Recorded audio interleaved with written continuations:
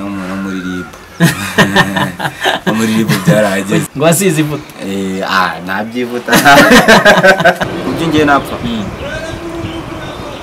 urukundo n'ubwambi n'abantu urwumvise turifuza ko badukandira kuri subscribe mu giswahili mu cyongereza ziraterwa n'urimuzi tunahitaji kwamba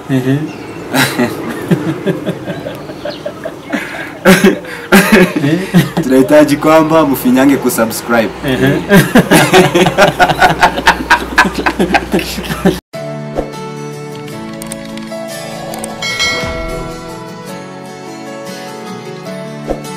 Yes, abakurikira Grace TV murabona imbere yanyu, imbere ya kamera zanyu hari umutumirwa w'uyu munsi. Umutumirwa w'uyu munsi muramuzi bamwita Alidi. Ni Khalidi nyine bisanzwe. Ni Khalidi bisanzwe. Akaba ari umwe mu basore tuziranye kandi bateye ubwoba. Bagiye bakora trend, bagakora show bize itandukanye. Abantu batagiye bamenya ariko hari n'ababimenye bijyanye n'amafoto wakoze. Hari abantu bakubonye kuri kamera ya Grace TV bagira ngo n'ubwa mbere nyine ugaragaye. Oya ntago ari ubwa mbere ngaragaye. Akenshi dukunda kugaragara mu mafoto nyine cyane. Kuko akenshi nyine kugira ngo uzajye no kwimenyekanisha ukoresha amafoto. Muri ibyo byo kuba ayo mafoto yaramenyekanye ariko yateje saga. Urayumvise? Amafoto yateje saga cyane. Byageze no mu karere. No muri rib. Muri rib byarageze. Ucyumva ifoto wakoze yageze muri rib wumvise utekereje ute? Ahubwo numvise yuko ngiye nakoze ibintu byageze hano kuri. Byaba byagufasha gutera imbere cyangwa wahise ucika intege usubira inyuma? Nacitse intege cyane bitewe n'amagambo bayivugiyeho nyine. Ariko ubundi umuntu muri entertainment ntabwo ugomba kwita ucika intege hariya. Ako nyine ubwo hari hajemo n'ibindi bintu by'imvururu z'ababyeyi. Urumva ntabwo nari gukomeza. Nararekeye nahise mpagarara. Reka da. Nta bindi bintu byajemo? Nta bindi byajemo. None se ubundi ibintu bijyanye na trend mu buzima busanzwe ukunda kuba wabaho mu buzima bwa showbiz? Rimwe na rimwe akenshi umuntu aba yumva ashaka kuba yabaho mu buzima bundi isi tugezemo ni hasi yo kuba mu bintu yo kumenya ibitrendinga buri kanya ku mbuga nkoranyambaga nyine kuri social media. Yego. Akenshi ushaka no kumenya ibicaho. Ushobora gusanga hari abantu batari bazi yuko buriya Magufuli yapfuye cyangwa se n'abatari bazi yuko iriya ndirimbo ya Bruce Melody ya trendinze cyane bigendeye kuri ariya magambo yayivugiyeho. Sinzi ashobora kuba yarayavuze mbere cyangwa se yarayavuze nyuma y'indirimbo, ariko nyine iriya ndirimbo ihita ibyerekana cyane ku kijyanye n'amagambo yari yavuze. Ihita trending. Muri aka kanya nawe ukaba uri umuntu umwe muri abo bantu bakunda trend. Wakuvuga nabi muri trend se wumva byakubabaza? Oya ntabwo byambabaza. Wumva byagenda bite? Kuko akenshi nyine iyo usanze umuntu akuvuga muri trends akuvuga yatangiye kuguteraho comment, ni kigaragara ko ibintu biba byageze kure nyine biba byamukoze yatangiye no kubitekerezaho. Bavuga ngo uriya muhungu ngo n'uyuhu banzi nk'umuntu yitonda. Nditonda cyane. Ngo asize ivuta. Nabyivuta. Ibyo mavuta nabyo nzi. Niko manabyivuta. Iby'amavuta nabyo nzi rwose. Byagenze bite? Iby'amavuta barabisize nyine. Abakobwa barabibasize. None se ababyeyi batubangamira mu bintu bijyanye na trend by'ubuzima bwacu dushaka kubamo nk'abastari, bo bababwira iki muri aka kanya? Ababyeyi batubangamira cyane mu buzima busanzwe ku kijyanye n'ubustari na entertainment nyine. Akenshi usanga abantu bose bamenyekanisha ibintu byabo biciwe mu nzira zitandukanye. Ari guca mu nzira za music kuva kuri bahanzi batangira nyine baba underground bakiri kuzamuka, ari gukoresha amafoto ubwo ni yandi bushyira ku mbuga nkoranyambaga. Ari no gukoresha gukina amafilm gukina amafilme nyine. Asubone ibintu bya showbiz tubamo hari icyo byafasha urubyiruko? Bimwe na bimwe bigira icyo bifasha urubyiruko. Kuko buriya showbiz ifite abantu benshi yagiye izamura. N'ubu ntabwo nari nzi Jackson naramumenye. Sina Jackson abamenya ariko bari abantu bose zira zose ni entertainment. biriya byose ni bya bintu nyine bica no ku mbuga nkoranyambaga usanga biri guca kuri ku ma social media. Niba rero biriya bintu bimenye akenshi ukajya kuri social media ari byo bikujyanyeho y'amafaranga uri kuyinjiriza. Ujya ureba idarapo ry'igihugu? Idarapo ndende urarizi? Ririmo iki? Ririmo ishusho y'izuba. Ishusho y'izuba. Uramutse uhuye n'umuntu wiyahuye wabigenza ute? Ndamutse muhuye n'umuntu wiyahuye ubwo yaba yiyahuye no kubutura tukamujyana kumuhamba. Nta n'ikintu wamubwira? Ntabwo se ubwo wamubwira iki kandi yiyahuye ku buryo wapfa? Ku buryo ngiye napfa? Urukundo n'ubwambere n'abantu rwumvise. Ntabwo wakwiyahurira umuntu?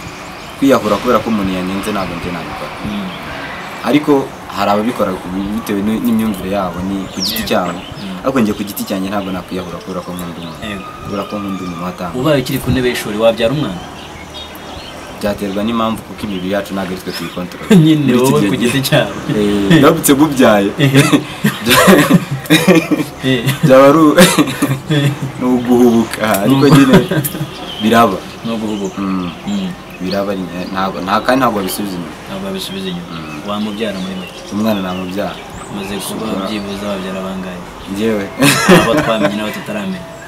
Hari uwo mwamenye? Ndabizi ndi kukubaza. Okay, nta mwana n'umwe mfite. Ntawe mfite umwana. Ntawe ufite, ariko uramuteganya muri iyi minsi? Aya umuteganya gihe ki? Ndamuteganya mu gihe nzaba nashyingiwe. Uramutse witabye telefone nyuma y'iminsi mike ishize wari ubonanye n'umukobwa akakubwira ngo ndatwite, ukiri ku ntebe y'ishuri watekereza gute? Ikintu cya mbere utekereza ubuzima ugiye kujyamo, utekereza ukuntu ugiye kurera uwo mwana. Gusa si umwe mu bayihakana? Akenshi hari abahita bazihakana, ariko njye ntabwo ndi umwe muri bo. Wowe wayemera? Nayemera. Mana ishimwe. Ntabwo wakwihakanira? Ntabwo nakwihakanira, njye nayemera. Ndamutse ariko nanone ni ukubanza nka testinga nkamenya yuko koko ari njye wayimuteye. Wa testinga ute? Ubwo akenshi nyine usanga urabanza ukareba iyo ndi akubwiye iminsi maze igihe azavukira umwana n'iki byose, ariko nyine muri icyo gihe ngiye umwana nawe mwemeye. Nabamwemeye, ariko nyine buriya ushobora gusanga ashobora kuyigerekaho aka kanya byaramubayeho nk'ejo nk'undi mutipe, cyangwa se hashize nk'icyumweru ntabwo ushobora kujya umugore ashobora kuzajya kubyara ngo uzamenye ngo icyumweru cye cyari gishize, aho igihe umwana aza mbere y'icyo cyumweru. Hari umuntu wahamagaye kuri radiyo imwe muri iki gihugu aravuga ngo yayamanye n'abahungu 3 ngo ariko nta n'umwe azi papa w'umwana atwite. Yarasamye ntaramenya se w'umwana. Muri we wabigenza utamugiriye inama? Ubundi umugore wese cyangwa umukobwa amenya papa w'umwana, ntabwo ibyo ngibyo ngiye nabyemera ko yaravuze ko nta. Muri 3 yaryamanye nabo umunsi umwe bose bari mu nzima. Bya bindi mwita ngo icyayi?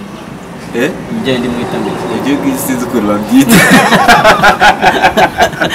ariko njye numva babivuga. Ndanumva babivuga, ariko nyine babyita ngo ni selection. Babyita, ariko gihe nta kundi. Ubwo se ubwo uwo muntu wamugiriye inama, utekereza nawe inama wamugira, ubwo nyine yamubaha bose. Ubwo yamubaha gute? Cyangwa se akareba uwo yifuza muri bakamubwira uti dadi yawe tu.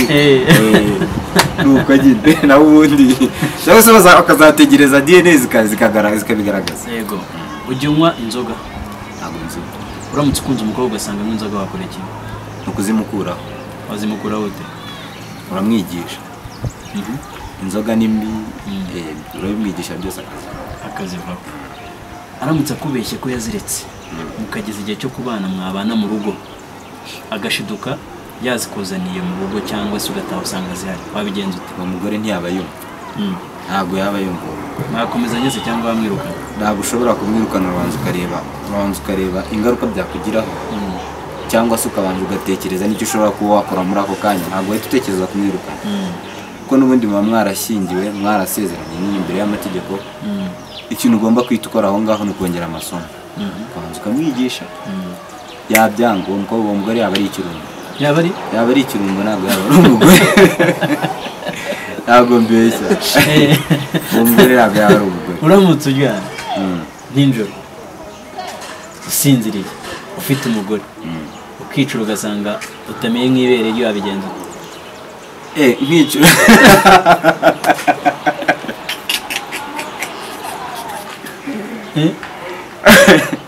ubwo nyine aho ngaho si umugore wawe niba ari umugore wawe niba ari umugore wawe aho ngaho birangirira aho nyine urongera ugahindukira ukareba yindi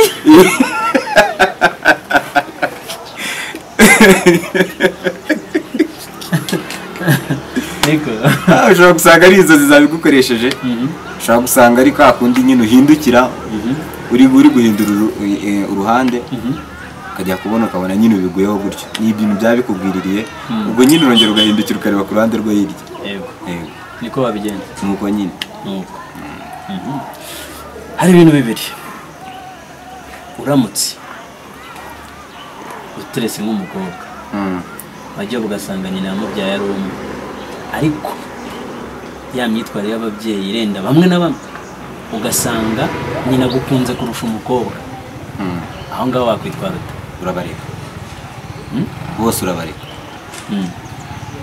aho kugira ngo uziteranye n'ukunda ushobora gusanga ugiyeyo ugasanga mama waragukunda n'uwo mukobwa aragukunda wowe ureba ukunda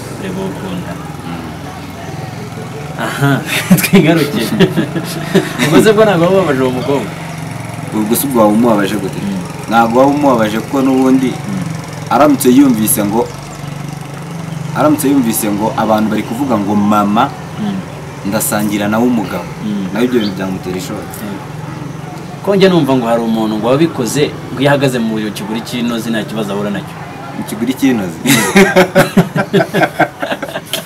ibyo ni ubwa mbere mbyumvise ni ubwa mbere twikomereze wari wakundaho narakunda wari wangaho naranze uwo muhanze mwapfuye iki wananze njyewe ntabwo nigeze nawe kandi umbwiye ko wanze nyine kwanga hari ukwanga biturutse ku kintu wanze biturutse ku muntu ubwo byagenda gute biturutse ku muntu ubwo ariko nawe yaba yakwanze kuko ntabwo umuntu ashobora kujya gukorera icyo kintu azi yuko n'ubundi ucyanga ubwo nyine nawe yaba yakwanze. Yego hari inshuti zidukurikira ziherereye mu bihugu by'abaturanyi bigiye bitandukanye ndabizi ko uzi indimi muri aka kanya twagiye turahera mu gihugu cy'abaturanyi cya Tanzania badusuhuriza jambo salama ni ibyo nyine. Yego twagiye mu gihugu cy'abaturanyi cya Uganda webare inde webare siko bavuga. Okay twagiye mu gihugu cy'abaturanyi cy'abarundi abarundi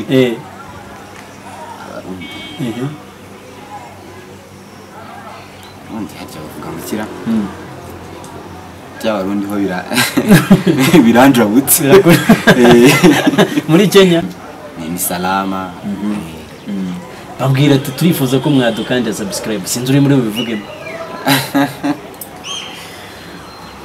turifuza ko badukandira kuri subscribe mu Giswahili mu Cyongereza ziraterwa n'urimuzi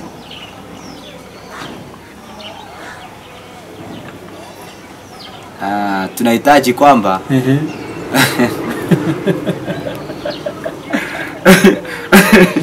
tunahitaji kwamba mufinyange kusubscribe. Nigo aridi urakoze cyane kandi turagushimiye kuganira gato tugiranye abantu bacu bakomeza gukunda tuzongera tuguhamagare kuko ndabizi neza iki kiganiro kizabashimisha ariko tubibutse yuko bakanda kuri subscribe bagahita bakanda ukazongera kugira ngo bajye babona ibiganiro bigiye bitandukanye ndetse babone n'abantu bafite urwenya di mu rugo rwabo. Yego nta kibazo ukunda guseka cyane guseka ubundi akenshi wumva ko umuco nyarwanda bavuga ngo byongera iminsi yo kubaho ariko guseka buriya ni byiza cyane nta mpamvu yo kwirirwa umuntu ahora kunja isura ntabwo ari byiza. Turabashimiye rero kandi mukomeze kudushyigikira nk'uko twabibabwiye njyewe banyita Asumani Nyanza twabanye muri iki kiganiro tuzakomeza ubutaha. Ciao.